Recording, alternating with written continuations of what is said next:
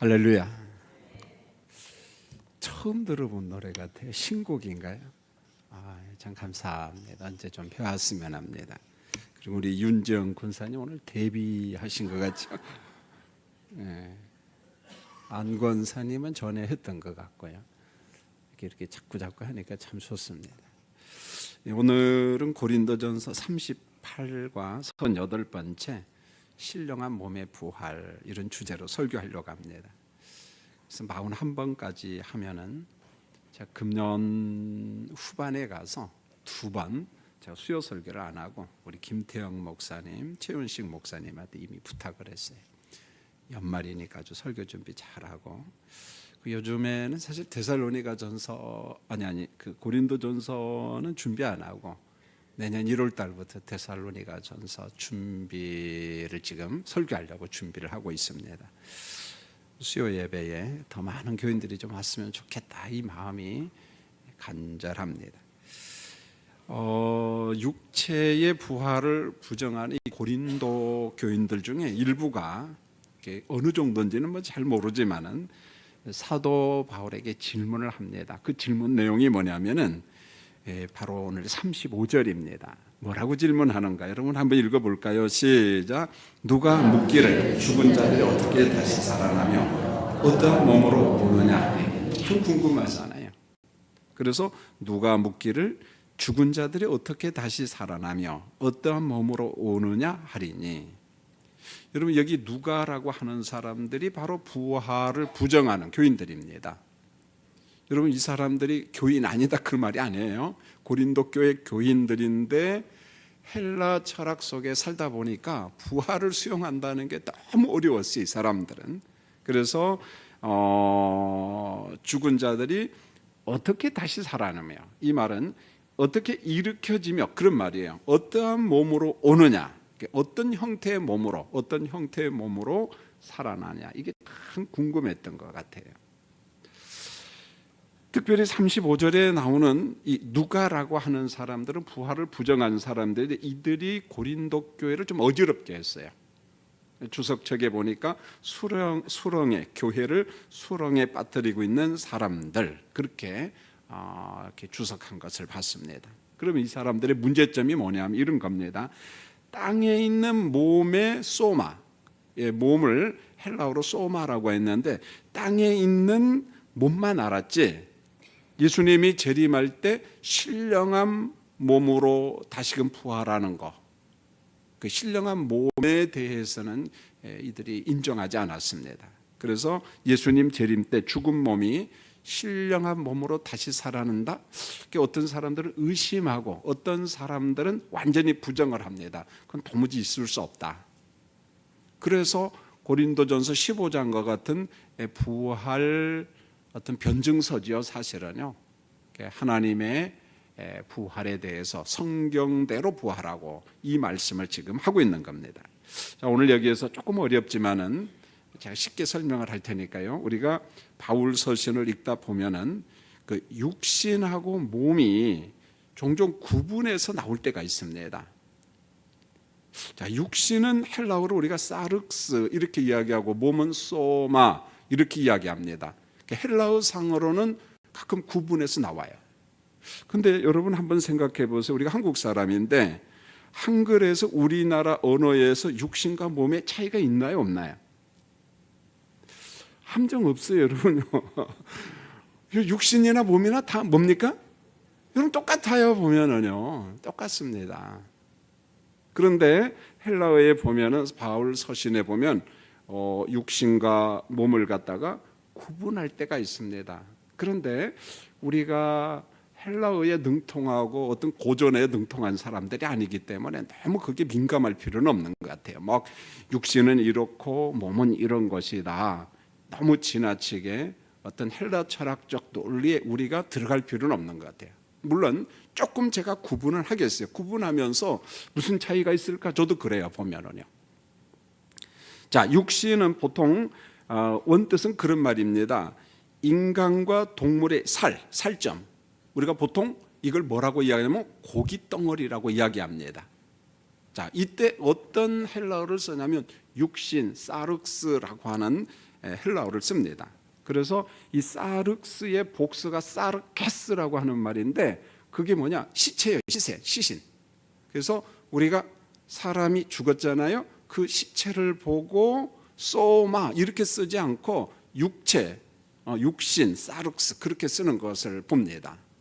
그래서 육체 하면은 어떤 의미가 강하냐면 살점, 고깃덩어리 그런 개념이죠. 그런데 또 한편으로 이 단어 속에는 어떤 의미가 있느냐 하면은 이런 의미가 담겨져 있어요. 사람이 죄의 본성에 영향을 받는다라고 했을 때도 육체라는 말을 쓰고, 그 다음에 초등학문 영역 속에 사는 인간들을, 그래도 육체를 가진 인간 이렇게 쓰고, 어떤 철학적인 인간, 그래서 철학이 세상 사람들한테는 아주 고상한 것처럼 보이지만 하나님의 관점에서 보면 철학은 무슨 학문이다? 따라하겠어요. 초등학문에 불과합니다. 그래서 어떤 죄의 본성, 초등학문, 그 다음에 철학, 이것을 이야기할 때 그 의미를 표현하는 단어로 육체, 육신 이렇게 쓰기도 한다는 거죠. 보면은요. 자, 그러면은 성경에 종종 몸이라는 단어가 나오는데 이것은 이렇게 보면 좋을 것 같아요. 어떤 사람의 존재와 인격을 표현할 때 사용하는 단어가 몸, 소마 이렇게 합니다. 그러면은 몸은 죄의 영향을 받지 않는가? 천만의 말씀이에요. 몸도 어떤 존재냐면 인격을 소유한 존재이기 때문에 우리 몸도 무엇의 영향을 받아요? 죄의 영향을 그대로 고스란히 받습니다. 그러므로 육체와 몸을 구분한다는 게 별 의미가 없어요, 사실은요. 이런 면에 있어서. 그래서 이때 이제 몸은 이런 겁니다. 보통 이제 존재론적으로 좀 어려운 말인데, 땅에 사는 동안 우리 몸과 인격이 존재하듯이 존재하는 것처럼 예수님이 재림할 때에 우리 몸이 어떤 몸으로 존재하냐면 성경에 보니까 신령한 몸으로 존재한다는 거죠. 여러분, 신령한 몸으로 존재할 때 몸만 있나요? 인격도 존재합니까? 인격도 당연히 존재하죠, 여러분요.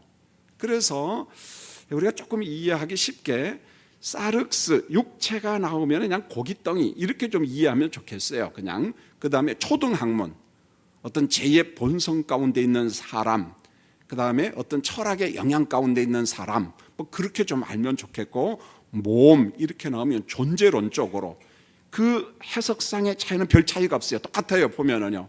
그런데 오늘 신령한 몸의 부활을 공부하기 때문에 존재론적으로 우리가 살아가는 이 땅에 우리 몸이 어떻게 합니까? 지금 이 땅에 존재하지요. 존재한 것처럼 예수님이 재림할 때 죽은 자가 다 살아나죠. 살아날 때 그때는 어떤 몸으로 존재합니까? 신령한 몸으로 존재한다는 것. 그러니까 이 땅에서는 지금 육체 소마로 존재하지만은 예수님이 재림하실 때는 신령한 소마로 존재한다. 그러니까 이 정도 차이점만 알고 그냥 넘어가려고 합니다. 자, 질문을 받은 바울이 뭐라고 책망을 하는가? 여러분 36절을 같이 한번 볼까요? 사도 바울이 묻는 사람에게 책망을 합니다.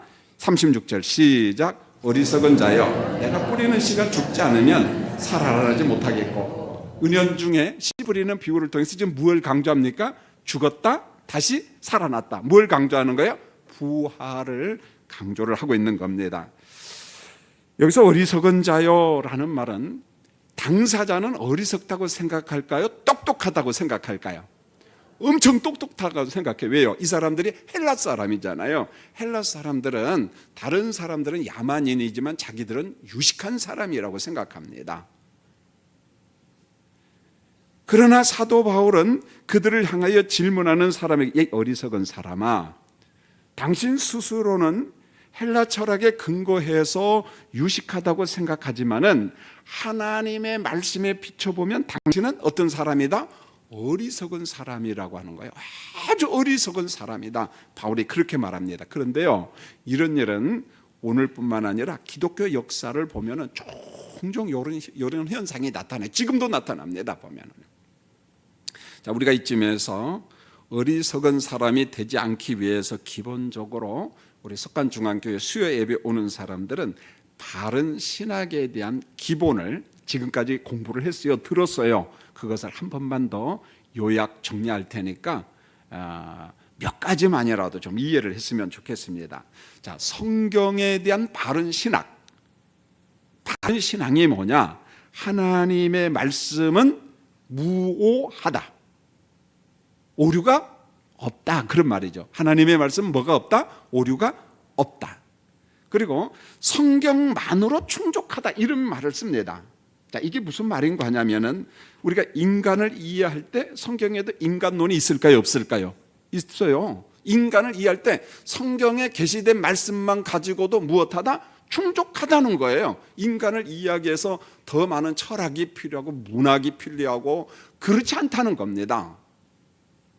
단지 그런 것들은 참고사항일 뿐이지 하나님의 말씀인 성경만으로도 인간을 이해하는, 진리를 이해하는데 무엇보다 충족하다, 완벽하다, 그런 말입니다. 그 다음에 사람들이 신학과 신앙을 가지고 막 논쟁을 합니다. 싸움을 합니다. 그런데 논쟁할 때 최종적인 권위는 결국 뭐다? 성경이다. 여러분 아는 채도 돼요. 왜냐하면 여러분 다 아는 것이니까. 자, 신학과 신앙이 논쟁할 때 최종적인 권위는 무엇에 둔다? 하나님의 말씀인 성경에 둔다. 할렐루야. 이게 바로 성경에 대한 바른 신학, 바른 신앙이라는 거예요. 자, 두 번째로 구원에 있어서 핵심은 하나님의 주권섭리다. 우리가 그렇게 이야기합니다. 하나님의 주권섭리다. 여러분, 하나님의 영원한 작정이 성경에 있잖아요. 창세전에 예정하시고 예정론이 나옵니다. 그 다음에 우리 어떤 행위나 공로나 조건을 보고 우리를 선택하지 않았기 때문에 이걸 일컬어 무조건적 선택. 하나님께서 모든 인류를 다 구원한다. 맞아요? 틀려요? 말을 안 하는 사람이 80%. 여러분, 무조건적 선택이 아니에요. 만인 구원이 아니라는 말입니다. 만약에 만인 구원이 하나님의 말씀이라고 하면 예수님 십자가에 죽을 필요 있나요? 없나요? 뭐하러 죽어요? 죽기는 왜 죽어요? 예수 믿으라고 말할 필요 있나요? 없나요? 여러분, 성경 뭐하러 합니까? 그 많은 돈 들여가서 죽을 고생하면서 돈 들여가면서. 아니요. 우리가 좀 이해는 안 되지만 하나님의 주권 속에 만인을 구원하는 것이 아니라 제한 속죄, 그 진리가 있음을 우리가 성경을 통해서 확인하게 됩니다. 또 한 가지, 하나님이 누군가를 구속하기로 결정하면 그 구속의 은총을 거부할 인간이 있을까요? 없을까요? 성경은 없다. 그렇게 이야기합니다. 그래서 무조건적인 선택이고 그 은혜의 선택을 누구도 거부할 수 없다. 성경에서 그렇게 말씀하고 있어요. 자, 그러면은 성경이 말씀은 인간에 대한 바른 신앙이 뭔가? 인간은 전적으로 타락했다. 아멘. 예. 그리고 인간은 전적으로 무능력하다. 아멘. 이걸 믿고 인정해야 된다는 거예요. 그래서 성경에서는 인간의 전적인 타락과 무능력함을 말씀하고 있습니다. 그 다음에 우리를 의롭다고 인치시는 분은 누굽니까? 우리로 하여금 믿게 하시는 성령께서 우리를 거듭나게 하잖아요. 중생시키잖아요. 의롭다고 인치시, 물론 하나님이라고 해도 상관없어요. 하나님의 사역 가운데, 삼위일체 사역 가운데 인침의 사역, 중생의 사역, 씨뿌림의 사역은 위격, 삼위위격 중에 누가 한다 이 말이에요? 성령께서 한다. 성령께서 한다. 그럼 하나님이 한다. 그렇게 해도 상관이 없어요. 그러나 수요 예배 나온 사람들은 조금 더 많이 하는 게 좋겠지요. 그냥 대충 하는 것이 아니라. 그래서 성령께서 의롭다고 인친 사람들은 하나님께서, 성령께서 우리를 완전한 하나님의 나라로 인도합니다. 할렐루야. 이것을 일컬어 따라하겠습니다. 성도의 견인교리. 여러분, 견인교리라고 하는 것을 자동차를 견인해 나간다 이렇게 이해해도 상관없는데 그런 뜻은 아니에요. 사실은요. 견인이라고 한 말은 한문입니다. 그래서 한문을 잘 아시는 분들 알 거예요. 굳게 할 견자, 인내할 인자. 하나님께서 굳게 견인한다, 인내한다, 그런 말입니다. 풀어 설명하면 이런 거죠. 자, 하나님께서 우리를 붙잡고 오래도록 인내해요. 왜 인내할까요? 우리 삶을 보면 엉망이거든요, 사실은. 그래 하나님께서 이렇게 다듬어 가십니다. 여러분, 우리가 구원받았다는 말은 내가 하나님을 붙잡고 있는 건가요? 하나님이 우리를 붙잡고 있는 건가요? 그게 견인이라는 게 하나님께서 우리를 붙잡고 계세요. 어디 갈 때까지요? 천당 갈 때까지. 의롭다 인칭받은 백성들을 하나님께서 붙잡고 계신 거예요. 우리가 붙잡고 있는 게 아니라는 말입니다. 여러분, 견인교리 오해하지 마세요. 내가 하나님을 꼭 붙잡고 있다. 천만의 말씀이에요. 하나님께서 우리를 붙잡고 어디까지 인도하시냐? 영화의 단계, 하나님의 나라에 들어갈 때까지 우리를 붙잡고 천당에 들어가게 합니다. 할렐루야. 예. 이거 중요한 거예요. 자, 이와 같은 신학을 한번 또 따라하겠습니다. 바른 신학, 바른 신앙. 이걸 전문 용어로 정통주의 따라하겠어요. 정통주의. 우리 석간중앙교회는 어디를 가고 있어요? 바른 신학, 바른 신앙. 그 다음에 전문 용어로 무슨 주의? 정통주의 혹은 개혁파다, 이렇게 이야기합니다. 여러분, 자부심을 가져야 돼요. 신천지는 이단이면서도 자부심을 가져요. 그런데 정통주의는 정통을 가면서도 자부심이 없어. 보면은 문제가 있죠. 보면은요, 왜 그럴까? 아리송하니까 자부심이 없는 거예요. 그래서 정확하게 알아야 되겠죠. 그러나 시간이 흘러가면서 하나님의 존재와 하나님의 말씀을 우선시하고 절대시하신 그 환경 속에 뭐가 쏙 들어오냐면 인간의 이성을 하나님보다 우선시하는 사람들이 막 등장하기 시작했다는 거예요. 자, 이걸 우리가 보통 역사 속에서 인문주의라고도 이야기하고 혹은 합리주의라고도 이야기하고 자유주의, 그 유명한 포스트 모더니즘이라고도 이야기합니다. 포스트 모더니즘의 특징은 뭐냐면 해체주의라고 이야기하는 거예요. 포스트 모더니즘 바로 앞에 철학은 구조주의라는 철학이 있었는데 그 다음에 나온 게 뭐냐? 포스트 모더니즘, 해체주의라고 하는 철학 사조가 나와서 지금 전 세계를 확 휘어잡고 있습니다. 심지어는 예배당 안에도 포스트 모더니즘 사상이 가득 차 있어요. 우리 젊은이들 가운데. 예수를 믿어도. 자, 이런 모든 이론의 공통점이 뭐냐? 이성 중심의 자유주의, 이렇게 이야기합니다. 이성 중심의 자유주의. 그래서 이 자유주의는요, 세계관이 전혀 달라요. 여러분 한번 잘 이해해 보세요. 성경 중심의 세계관에서 이성 중심의 세계관으로, 그러니까 합리적으로 이성적으로 이해가 안 되면 그거 다 거부하는 겁니다. 하나님? 그 이해가 잘 안 돼. 하나님이 창조했다? 성육신했다? 그거 쓸데없는 거야. 그건 신화야. 자, 이런다는 거죠. 교회 중심적인 세계관에서 세속 중심의 세계관, 세상 중심의 세계관으로, 하나님 중심의 세계관에서 인간 중심의 세계관으로 바꾼 사람들이 바로 누구냐? 인문주의자들, 합리주의자들, 자유주의자들, 후기 현대주의자들. 이 사람들이 하나님 중심, 말씀 중심에서 이성 중심의 합리 중심으로 다 바꿔버렸다는 거예요. 대표적인 사람이 누군지, 여러분 옛날에 학교 다닐 때 시험을 많이 봤을 거예요. 이런 사람이 있으면 나는 생각한다, 고로 무엇한다? 성가대만 알고 모르는가 봐요. 누가 이야기했어요? 데카르트라고 하는 사람이 이야기했어요. 프랑스 사람이, 철학자입니다, 수학자입니다, 물리학자입니다. 대단한 사람이요. 그런데 그 말을 한번 잘 생각해 보세요. 나는 무엇한다? 생각한다. 그러므로 나는 무엇한다? 존재한다. 나는 생각한다라는 말이 무슨 말이에요? 나는 이성을 가진 합리주의자라는 거예요. 그러므로 나는 존재한다. 자, 이제까지는 하나님 중심으로 사고했는데 하나님에서 이제 어디로 싹 바뀌어버린 거예요? 사람으로 바뀌어버린 거예요. 이성으로 바뀌었다는 거예요. 나는 생각한다, 곧 나는 존재한다. 이런 합리주의자들이 막 쏟아져 나오면서 하나님의 말씀의 권위를 부정하기 시작하고 하나님의 존재를 막 부정하기 시작했다는 거예요. 그래서 이성주의자들 가운데 하나님의 말씀을 막 비평하는, 좀 어려운 거지만 뭐 고등 비평이라는 것도 나오고 하등 비평이라는 것도 나오고 뭐 역사 비평, 문학 비평, 별 비평이라는 게 다 나와요.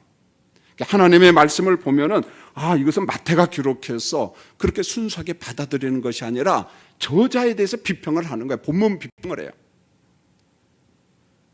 그리고 어떤 사람들은 원문을 놓고 비평을 합니다. 어렵지만은 본문 비평을 하는 것을 우리는 고등 비평이라고 이야기하고, 원문을 놓고 비평하는 것을 하등 비평이라고 하는데, 쉽게 말하면 이런 겁니다. 하나님의 말씀도 이성으로 난도질하기 시작했다는 거예요. 하나님의 말씀의 권위를 거부했다는 거예요. 인정하지 않았다는 거예요. 하나님의 말씀이 아니라는 거예요. 바로 이게 이성주의자들이고 합리주의자들이고. 여러분, 본문 36절을 하다가 어리석은 인간 이야기하다가 제가 이 발음에 대해서 이야기를 했는데, 발음에 우리가 기초하지 아니하면 언제든지 무너진다는 거예요. 언제든지 흔들립니다. 내가 개혁파교회, 석관중앙교회 수요 예배 나와도 발음에 내 신앙의 기초를 세우지 아니하면 언제든지 무너진다는 거예요. 이단이 공격하면 무너져요. 모르기 때문에. 여러분, 본문 36절 말씀대로 하면 이런 거예요. 다시 한 번만 36절 말씀을 읽어볼까요? 시작. 어리석은 자여, 내가 뿌리는 씨가 죽지 않으면 살아나지 못하겠고. 달리 말하면 헬라 철학에 능통하다고 잘난치 않은 사람들아, 내가 볼 때 당신들은 무엇하는 사람들이다? 어리석은 사람들이다. 이렇게 말합니다. 고린도 교회 안에 어리석은 사람들이 있다는 거예요. 바울이 볼 때는요. 그래서 바울 사도는 부활을 부정하는 사람들에게 가장 쉬운 접근 방법을 선택했는데, 그게 뭐냐? 씨 뿌림의 비유라는 거예요. 씨앗 비유입니다. 자연 법칙을 가지고 부활의 사실성을 지금 이야기를 하고 있는 거예요. 자연 법칙을 가지고. 여러분, 36절은 농사를 지어본 사람들이면 전부 다 아는 거잖아요. 여러분, 농사 지어봤잖아요. 여러분, 땅에 씨앗을 뿌리잖아요. 뿌린 씨앗은 땅 속에서 껍질이 벗겨지고 어떻게 돼요? 죽어요, 여러분요. 물론 씨눈이 죽었다 그런 말은 아니에요. 생명체까지 죽었다 그런 말은 아닙니다. 그런데 땅에 뿌린 씨앗이 알맹이가 죽은 것처럼 보이고 껍질이 벗기고 다 썩어 없어진 것처럼 보이는데, 얼마의 시간이 지나면 썩은 씨앗에서 뭐가 모락모락 나와요? 싹이 나오고 자라고 꽃이 피고 열매가 맺습니다. 어떤 형체가 딱 등장한다는 것입니다. 정말 신비해요, 보면요. 여러분, 한번 물어보겠어요? 농부가 배추 씨앗을 뿌립니까? 포기 배추를 심습니까? 너무 황당하죠? 바울 사도가 왜 이런 이야기를 할까요? 여러분, 농부는 배추 씨앗, 알맹이를 뿌려요. 그런데 어느 정도 시간이 지나가면은 그 뿌린 씨앗이 썩어요. 껍질이 벗겨집니다. 근데 다 죽은 줄 알았는데 나중에 보니까 싹이 나요. 나중에 때는 김장할 만한 뭐가 나와요? 배추가 탁 등장합니다. 여러분, 씨앗을 딱 보는 순간에 그 조그만 배추 씨앗을 보면서 포기 배추가 눈에 보입니까? 안 보입니까? 보여야 된다는 거예요, 이제는요. 무슨 말인지 아시겠죠? 오늘 이 이야기를 하는 거예요, 지금. 여러분, 37절도 똑같은 내용이에요. 여러분, 37절 읽겠습니다. 시작. 또 내가 뿌리는 것은 장래의 형체를 뿌리는 것이 아니요 다만 밀이나 다른 것에 알맹이 뿌리니로다. 여러분, 농부가 무엇을 뿌린다? 씨앗을 뿌려, 씨앗.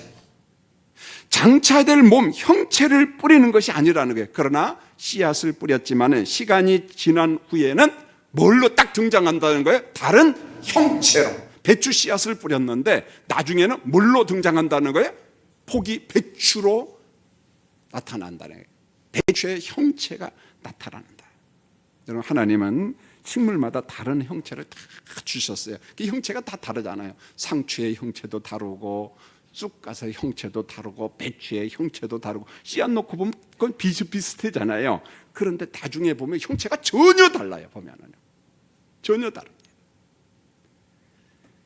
여러분, 38절에 잘 보세요. 38절, 39절 두 절을 같이 한번 읽겠습니다. 시작. 하나님이 그 뜻대로 그에게 형체를 주시는데 각 종자에게 그 형체를 주셨느니라. 육체는 다 같은 육체가 아니니 하나는 사람의 육체, 하나는 짐승의 육체, 하나는 새의 육체요, 하나는 물고기의 육체니라. 식물의 형체가 각각 다 어떻게 해요? 전부 다 다르다는 거예요. 39절 보세요. 피조된 육체도 똑같은 육체가 아니라 육체마다, 피조물의 육체마다 전부 다 어떻게 해요? 다 달라. 고유한 모습이 다 있다는 거예요. 전부 다 다르다는 거예요. 여러분, 사람의 육체가 있잖아요. 여러분, 그 다음에 짐승의 육체 있어요, 없어요? 새의 육체, 물고기 육체. 육체라는 관점에서 똑같지만은 그 모습, 형태는 다르다는 거예요. 고유한 모습을 누가 주셨다는 거예요? 하나님께서 다 주셨다는 거예요. 하나님께서 그 고유한 형체, 고유한 모습, 고유한 기능, 그런 것을 다 주셨다는 거예요. 여러분, 피조물들의 형체와 사는 장소를 보면은 신비해요. 저는 아직도 잘 모르겠어요. IQ가 짧아서 그런지. 사람은 왜 꼭 땅에 살아야 됩니까? 너무 그저 태연하게 뭐 그런 걸 물어볼 거라고 묻습니까? 그런 것 같아요, 표정이. 사람이 왜 물속에 들어가서 살면 안 되나요? 여러분, 물고기는 왜 물에 삽니까? 새는 왜 공중에 살고 물고기는 물에 사니까 물고기라서. 정답이죠, 보면은요. 자, 이에 대한 정답이 성경에 있어요, 없어요? 있습니다. 창세기 1장에 보면은 조물주 하나님께서 모든 것을 창조할 때 그 형편과 환경에 적절하게, 그러니까 사람은 어디 살아라? 땅에서 걸으면서 살아라. 물고기는 어디서 살아라? 물속에 살아라. 새는 어디서 살아라? 하늘에서. 누가 그렇게 만들었다는 거예요? 하나님께서 그렇게 만들었어요. 우리는 거기서 문제 제기를 하지 말라. 오직 아멘만 하라. 할렐루야. 아멘 하라는 거야. 아멘. 여러분, 로마서 9장 21절을 보면은 사도 바울이 토기장이 비유를 들어요. 여러분, 토기장이가 옹기를 만드는 사람이 진흙 한 덩이를 가지고 하나는 귀 쓸 것을 만들고 하나는 천익 쓸 것을 만들 고난이 있다, 이렇게 말합니다. 여러분, 그릇 만드는 고난은 누구한테 있어요? 아니, 토기장이 맘이지. 그렇지 않겠습니까? 모든 것을 만들고 사는 장소를 정한 것은 토기장의 비유를 통해서 결국 하나님의 권한이라는 거예요. 하나님의 권한이라는 거예요. 지음받은 피조물이 로마서 9장 20절에서 이렇게 말합니다. 어찌 나를 이같이 만들었느냐고 창조주에게, 토기장에게 말할 권한이 있다, 없다? 없어요, 여러분요. 그럼 하나님이 뭐라고 이야기합니까? 내가 맞아요. 내 마음대로 만들었다는 거예요. 내가 이방인 선택하고 싶어서 선택했다는 거예요. 내가 유대인 구원하고 싶어서 내가 구원했다는 거야. 그러면 어떤 사람은 구원하고, 어떤 사람은 유기하고, 어떤 사람은 선택하고, 어떤 사람은 유기하고, 물으라, 묻지 말라. 묻지 말라는 거예요, 보면은요. 하나님의 주권에 대해서 피조물이 묻지 말라는 거예요. 똑같은 원리입니다. 똑같은 원리. 저는 시간이 나면 중랑천에 자주 갑니다. 제가 걸어다니는 코스가 있어요. 40분 코스, 60분 코스, 80분 코스 정해놓고 시간이 나면 80분짜리를 돌아요. 교회 갈 시간이 있거나 바쁘면은 얼른 40분. 그런데 꼭 중랑천 옆에 갈 때마다 참 신기한 게 그 중화동 놀이터 앞에 중랑천에 가끔 가서 보세요. 여러분, 거기는 휘달려 잉어들이 얼마나 많이 오는지 몰라요. 물고기들, 거기 막 피라미드까지 같이 와요, 보면은요. 그게 왜 몰려올까요? 석관동 쪽에, 이문동 쪽에는 안 몰려와요. 근데 중화동 그 놀이터 앞에는 막 몰려옵니다. 왜 몰려올까요? 사람들이 뭘 주니까? 먹을 것을 주니까 엄청납니다, 보면은요. 대한민국은 선진국 안 잡아가는 거 보면은요.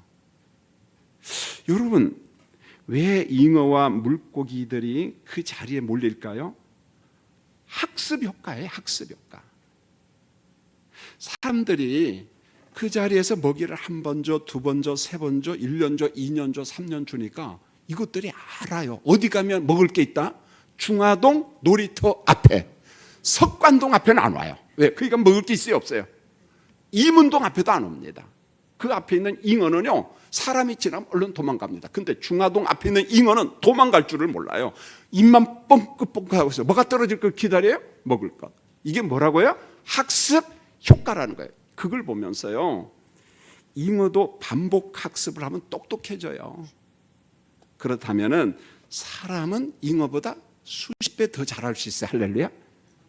아멘 해도 괜찮아요. 부끄럽습니까? 잉어도 학습 효과가 있는데 사람이 못한다, 말하면 안 된다. 하나님께서 우리에게 그런 능력을 주셨다는 거예요. 보면은요, 무슨 말입니까? 하나님께서 각각의 역할을 주시고 기능을 주시고 형체를 주시고 영광을 주시고 그랬다는 거예요. 하나님의 놀라운 창조 역사라는 거죠.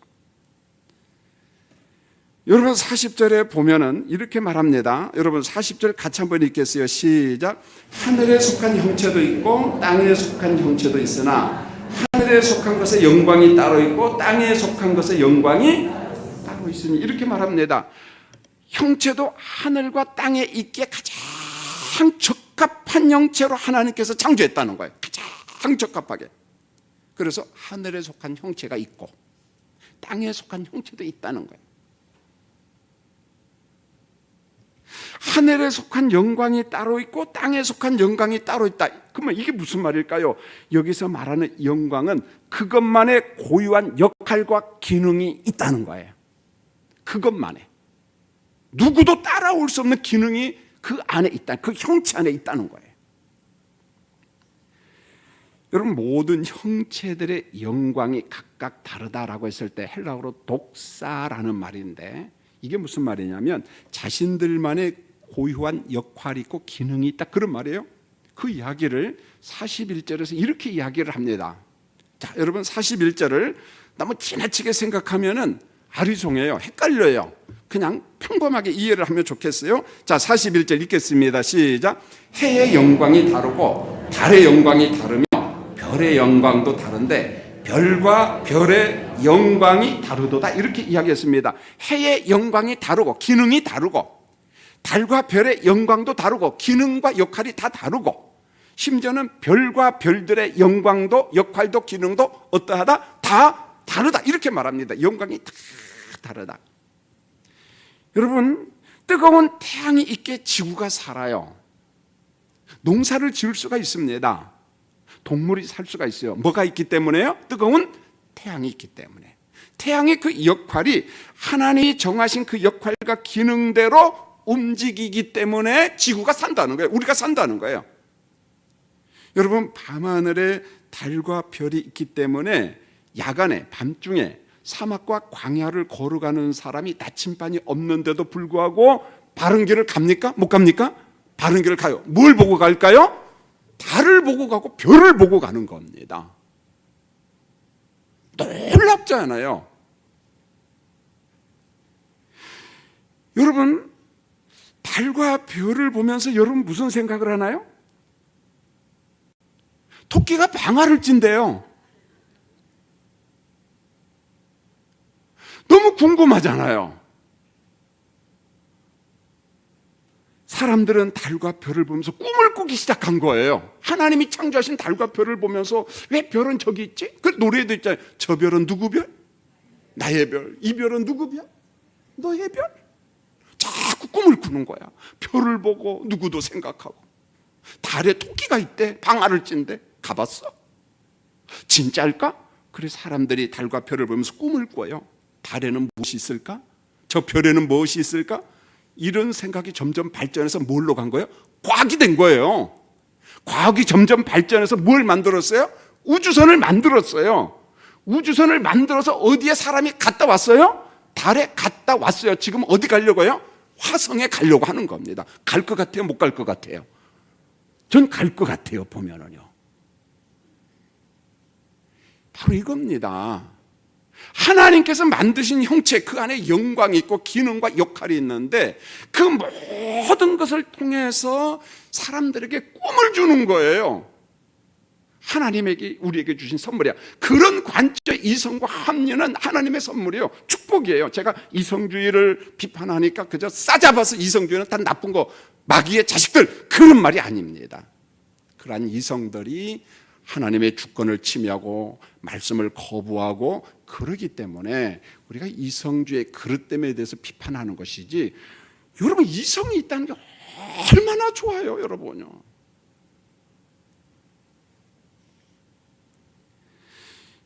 여러분 41절에 40절에 하늘의 형체와 영광 이런 이야기를 쭉 하다가 42절에 죽은 자의 부활도 동일하다 이렇게 이야기를 합니다.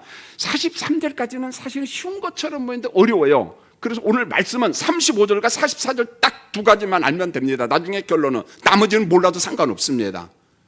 왜요? 사도 바울이 쉽게 설명하려고 했는데 한국 사람 입장엔 더 어려워요, 사실은요. 그런데 오늘 말씀의 핵심은 딱 두 군데밖에 없어요. 35절과 44절. 나중에 결론이 나오니까. 자, 일단 42절을 한번 읽어보겠습니다. 시작.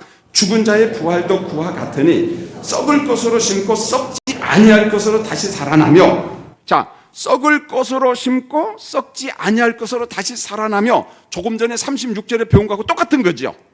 여러분 36절 다시 볼까요? 시작. 어리석은 자여, 내가 뿌리는 씨가 죽지 않으면 살아나지 못하겠고. 씨가 뿌려졌어요. 죽은 것처럼 보였어요. 그런데 죽었어요? 안 죽었어요. 나중에 뭘로 나와요? 형체로 나타나더라는 거예요. 씨앗을 뿌렸는데 형체로 나타나더라. 여러분 42절도 똑같아요. 썩은 것으로 심고 무엇으로요? 썩지 아니한 것으로 살아나고. 43절에서 이렇게 말합니다. 자, 43절 읽겠습니다. 시작. 욕된 것으로 심고 영광스러운 것으로 다시 살아나며 약한 것으로 심고 강한 것으로 다시 살아나며. 여러분 욕된 것으로 심고 영광스러운 것으로 다시 살아난다. 여기서 욕됨이라고 하는 말은 뭐냐? 죄의 싹은 뭡니까? 사망이야, 저주야, 지옥이라는 거예요. 그걸 욕됨이라고 이야기한 겁니다. 그런데 욕된 것으로 심었는데 어떻게 살아난다고요? 영광스러움. 그러면 영광스러움이 뭐냐? 새하늘과 새 땅에서 세세토록 왕노릇하는 영광의 상태로 우리가 다시금 살아난다, 그런 말입니다. 부활체를 의미하는 거죠. 신령한 몸을. 그 다음에 약한 것으로 심고 강한 것으로 살아난다. 약함이라는 말은 땅에 사는 인생들은 병약해요. 애통합니다. 불행합니다. 죽음이 있습니다. 우리 인간들은 이 땅에 살고 있는 몸, 육체는 약하다는 거예요. 그런데 약한 것으로 심은 것이 무엇로 살아난다고요? 강함으로. 강함은 뭐냐? 완성된 하나님의 나라에서 지속적인 강건함을 누린다. 이게 요한계시록 22장 1절로 5절에 나와요. 그대로 나오는 말씀이. 그러면서 42절, 43절에 심고 산다 이 이야기를 하고 난 다음에 44절에서 결론을 맺는데, 자, 한번 볼까요? 35절을 먼저 또 읽겠습니다. 여러분 36절부터 43절까지는 몰라도 돼요. 혼란스럽죠? 저도 혼란스러워요. 자, 이제 35절과 44절이 오늘 말씀의 핵심입니다. 35절 다시 한번 읽겠습니다. 시작. 누가 묻기를 죽은 자들이 어떻게 다시 살아나냐면 어떠한 몸으로 오느냐 하리니. 자, 죽은 자가 누가 묻기를 죽은 자들이 어떻게 다시 살아나며 어떤 몸으로 오느냐 하리니. 바울이 막 이런저런 설명을 막 하게 됐습니다. 그리고 난 다음에 44절이 결론이에요. 자, 이렇게 이야기합니다. 44절 한번 읽겠습니다. 시작. 육의 몸으로 심고 신령한 몸으로 다시 살아나리니 육의 몸이 있은즉 또한 영의 몸도 있느니라. 어떤 몸으로 살아나? 죽은 자가? 그러니까 존재론적으로 이야기를 하는 겁니다. 육의 몸으로 심고, 이 말은 연약한 몸의 죽음의 상태를 의미합니다. 죽어. 그런데 어떤 몸으로 다시 살아나요? 신령한 몸으로. 이 땅에 우리 몸이 존재한 것처럼, 예수님이 재림하실 때 썩어 없어진 것처럼, 흙으로 돌아가서 다 없는 것처럼 보이지만 주님이 재림할 때 죽은 자가 다 어떻게 한다고요? 부활한다고. 어떤 몸으로? 신령한 몸으로, 신령한 몸의 존재로 부활할 것을 말씀하고 있습니다. 여러분 44절을 존재론적 정답, 진리다 이렇게 이야기합니다. 우리 몸이 땅에 존재하듯이 예수님이 재림할 때 신령한 몸이 반드시 존재한다는 것입니다. 신령한 몸은 뭐냐? 하나님의 나라에서 살 수 있는 가장 합당한 영체야. 영적인 몸이라 이런 말이죠. 물론 존재론적으로 설명할 때 존재하는 몸의 형태는 전혀 달라요. 전혀 다릅니다. 자, 이 땅에 존재하는 몸은 약한 몸, 욕된 몸, 병약한 몸입니다. 그래서 42절에 보면 이 땅의 몸은 썩는다, 죽는다 이렇게 이야기했어요. 욕된 것이다, 약한 것이다. 43절에서 이렇게 이야기했어요. 그러나 부활한 몸은 옛 몸과 전혀 다른 신령한 몸이다, 영적인 몸이다. 44절에서 그렇게 이야기했어요. 죽음이 없는 강건한 몸으로 우리가 다시금 부활한다. 이걸 이야기하고 있어요. 사도 바울이 왜 이렇게 장황하게 반복해서 이야기를 했는가? 고린도 도시가 헬라 철학의 도시잖아요. 영은 선하고 육은 더럽다고 이야기했습니다. 이들의 철학과 논리 가운데는 더러운 몸이 다시 부활한다는 논리, 믿음이 있어요? 없어요? 없거든요. 그러니까 부활을 부정합니다. 사도 바울이 그들에게 이야기합니다. 복음을 전합니다. 십자가 복음과 부활의 복음을 이야기를 합니다. 만일 부활이 없다면 예수님도 부활한다, 부활하지 않는다. 부활하지 않는다. 만일 부활이 없다면 이 세상에서 가장 불쌍한 사람이 누구냐? 예수 믿는 고린도 교인 너희다. 예수 믿는 석관중앙교회 성도들, 오늘 수요일 온 여러분들이 가장 불쌍한 사람이다. 그 이야기를 하고 있는 거예요. 이 말은 부활이 있다는 말이 없다는 말이에요. 부활이 있다는 말입니다. 자, 이제 말씀을 맺겠습니다.